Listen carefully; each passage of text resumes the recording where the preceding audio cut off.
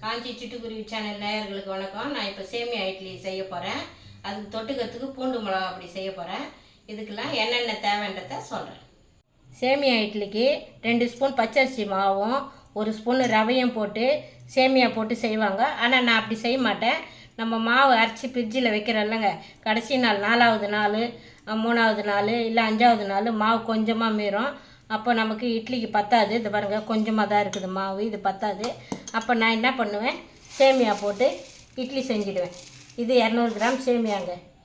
நெய், அதுக்கு தேவையான பொருள் பெருங்காயம், 2 பச்சை மிளகாய் சின்ன சின்னதாக கட் பண்ணி வச்சுருக்கேன், கருவேப்பிலை, கொத்தமல்லி, 200 கிராம் தயிர், கேரட்டு சின்னதாக துருவி வச்சுருக்கிறேன், எண்ணெய், தாளிப்புக்கு எண்ணெய், கடுகு, உளுத்தம்பருப்பு, இது கடலைப்பருப்புக்கு பதில் முந்திரி சின்ன சின்னதாக கட் பண்ணி வச்சுருக்கிறேன். இதை வச்சு நான் இப்போது சேமியா இட்லி செய்ய போகிறேங்க. மாவு, இந்த மாவில் இப்போது இந்த சேமியாவை போடுறேன். நல்லா பொடியாக்கிட்டேன். ஏன்னா நீட்டாக இருக்கக்கூடாது.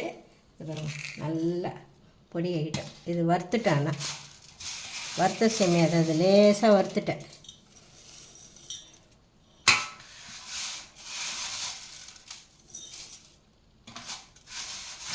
இது 200 கிராம் சேமியா.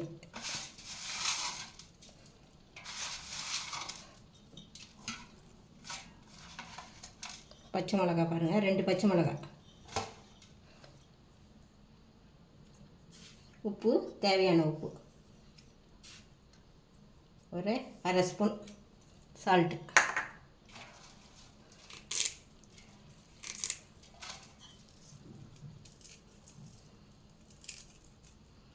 கருவேப்பிலை,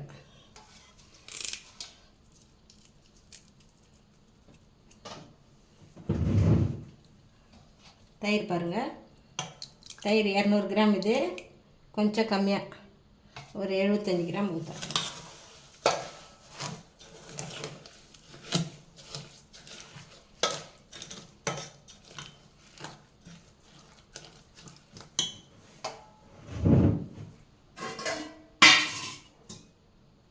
ஒரு 150 கிராம் ஊற்றுறேன்.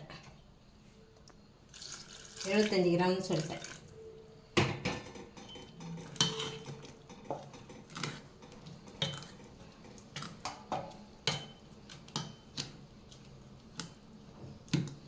அப்படியே ஊறட்டங்க. அதுக்குள்ளே சேமியாவுக்கு தாளிச்சிக்கலாம். தாளிப்பு போட்டுடலாம். கடாயை வைக்கிறேங்க கேஸில். இப்போ கேஸ் பற்ற வைக்கிறேன்.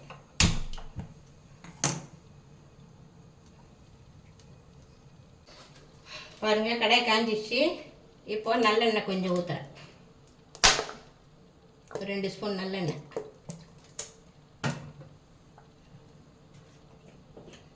கொஞ்சமாக நெய், ஒரு ஸ்பூனுக்கு நெய்,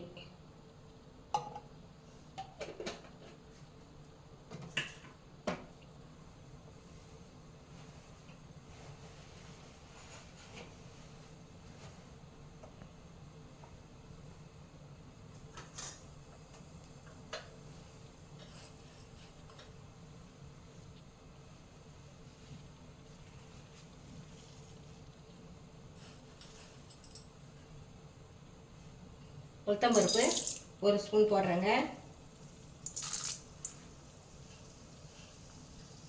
கடுகு 1/2 ஸ்பூன்,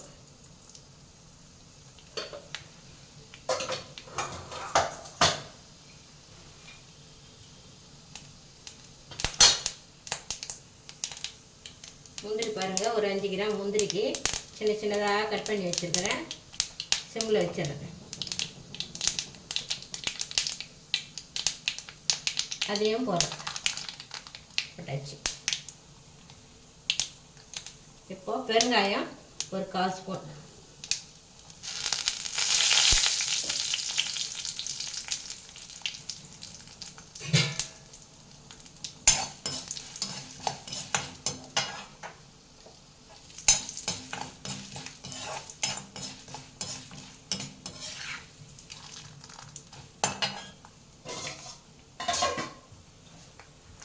பாருங்கள் முந்திரிலாம் செவந்துச்சு. இப்போ தயிரும் மாவு, தயிர், சேமியா உப்பு போட்டு கலந்து வச்சுருக்கேன்ல, அதில் போட்டுக்கணும் தாளிப்பு. அது அப்படியே கொஞ்ச நேரம் ஊறட்டும்.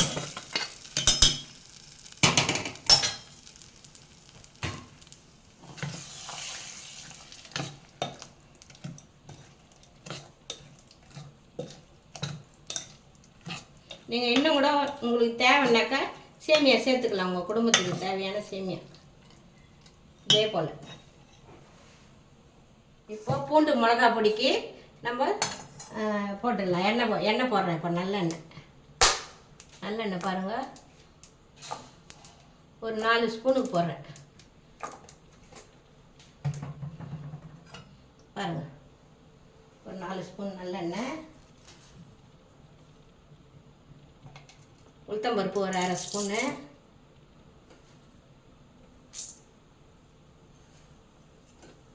கடுகு ஒரு 1/4 ஸ்பூன்.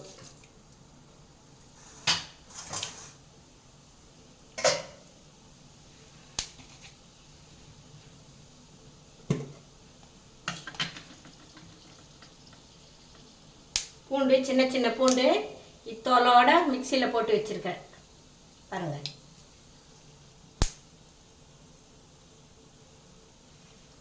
எப்படியும் ஒரு 30-35 பூண்டுக்கு மேலே இருக்கும்.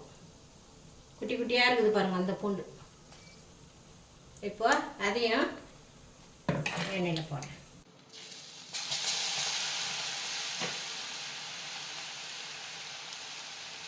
நல்லா மொறுமொறுன்னு ஆகிடுங்க. அந்த இட்லிக்கு நல்லா வாட்டமாக இருக்கும்.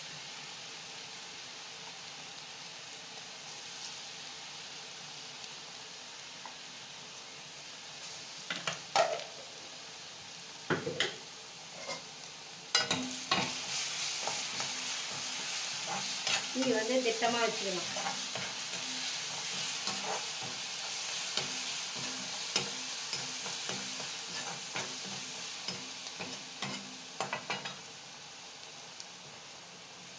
நல்லா பூண்டு நல்லா சேர்ந்துடுச்சு எண்ணெயில். இப்போ ஒரு 3 ஸ்பூனுக்கு மிளகாய்த்தூள் போடுறேன்.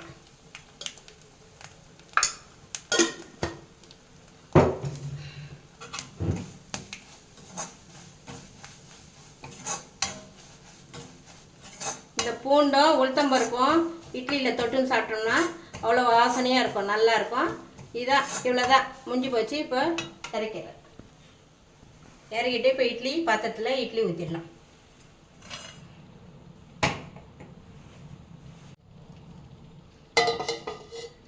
இட்லி பாத்திரம் வைக்கிறேங்க கேஸில். வச்சுட்டு தண்ணி ஊற்றுறேன்.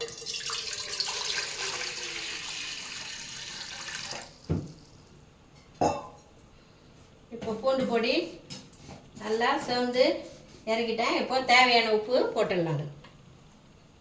தூள் உப்பு கொஞ்சமாக, இங்கே பாருங்கள், கொஞ்சமாக ஒரு 1/4 ஸ்பூன் போடுறேன். வேணும்னா நீங்கள் குட்டியோ குறைச்சியோ போட்டுக்கலாம். நான் 1/4 ஸ்பூன் போட்டுக்கலாம். எண்ணெய் இன்னும் கொஞ்சம் ஊற்றிக்கணும் நம்ம, நல்லெண்ணெய்.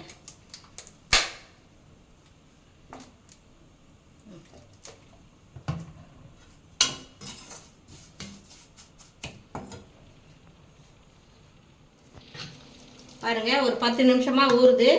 தயிர் தண்ணி எல்லாத்தையும் இழுத்துச்சு. இப்போது கேரட்டு துருவி வச்சுருக்கேன், சின்னதாக கேரட்டு, அதை போட்டுடுறேன்.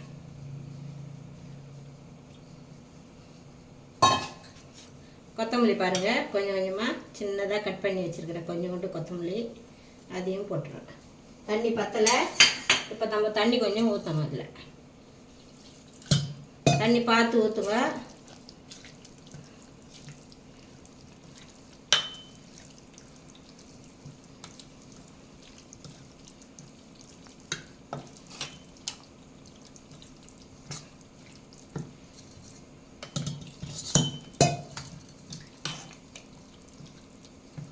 உங்கள் குடும்பத்துக்கு தேவையான சேமியா போட்டுக்கலாம் நீங்கள். இதே போல் கூட்டி குறைச்சி பாருங்கள். ஒன்றா திட்டமாக பதமாக, இங்கே பாருங்கள் பதமாக இருக்குது பாருங்கள். இப்போ இட்லி ஊற்றிடலாம். பாருங்கள், இட்லி தட்டில் ரொம்ப லேசாக எண்ணெய்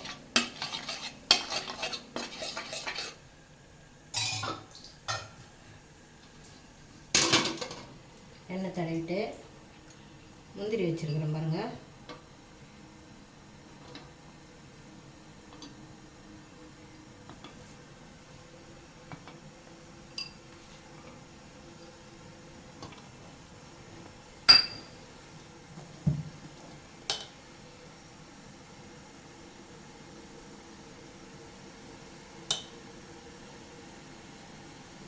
குழந்தைங்களாம் விரும்பி சாப்பிடுவாங்க இது மாதிரி செஞ்சு கொடுத்தோம்னா.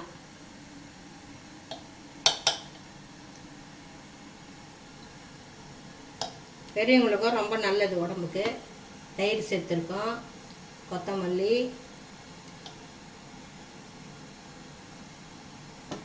நீங்கள் ஒற்றைக்கடலை சட்னி கூட அரைச்சிக்கலாம். தேங்காய் ஒற்றைக்கடலை வச்சு சட்னி, வேர்க்கடலை சட்னி, உங்களுக்கு எது பிடிக்குமோ அது கூட செட் ஆகும். இதுக்கு நாங்கள் மிளகா பொடி தான் தொட்டுப்போம். இப்போ மூடி போட்டு மூடிடலாம். அவ்வளோதாங்க. இப்போ ஒரு 1/4 மணி நேரம் 20 நிமிஷம் பொறுத்து நம்ம எடுத்துடலாம். பாருங்கள், இப்போ வெந்துட்டு இருக்கான். 15 நிமிஷத்துக்கு மேலே ஆயிடுச்சு. இது எப்படி வெந்துச்சான்னு கண்டுபிடிக்கணும்னா இது அப்படி தண்ணி இது வருங்க, கையில் வட்டலை. இப்போ வெந்து போச்சுன்னு அர்த்தம்.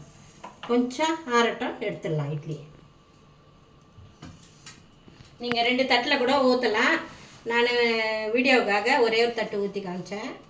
நீங்கள் 2 தட்டில் கூட ஊற்றி வைக்கலாம். கொஞ்சம் ஆறட்டும். இட்லி கரண்டியில் இப்படி தண்ணி தொட்டு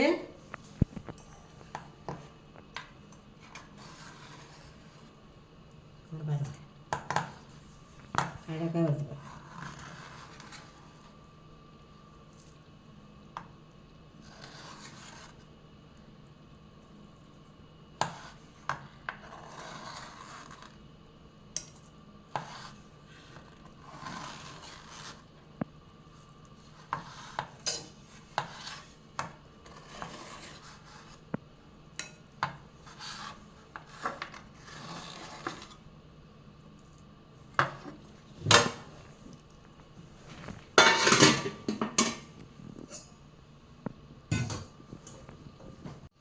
பாருங்கள், சேமியா இட்லி பூண்டு மிளகா பொடி நல்லாயிருக்கும். இது 2த்துக்கும் நல்லாயிருக்கும். நீங்கள் என்ன சட்னி வேணாலும், புதினா சட்னி, அப்புறம் ஒற்றைக்கடலை சட்னி, உங்களுக்கு எது தேவையோ வேர்க்கடலை சட்னி, எதில் வேணாலும் தொட்டுன்னு சாப்பிட்லாம். எல்லாத்துக்குமே செட் ஆகும். நாங்கள் பூண்டு மிளகா பொடி தான் தொட்டுன்னு சாப்பிடுவோம். காஞ்சி சிட்டுக்குருவி சேனலுக்கு லைக் பண்ணுங்கள், ஷேர் பண்ணுங்கள், கமெண்ட் பண்ணுங்கள், மறக்காமல் சப்ஸ்கிரைப் பண்ணுங்கள். நன்றி.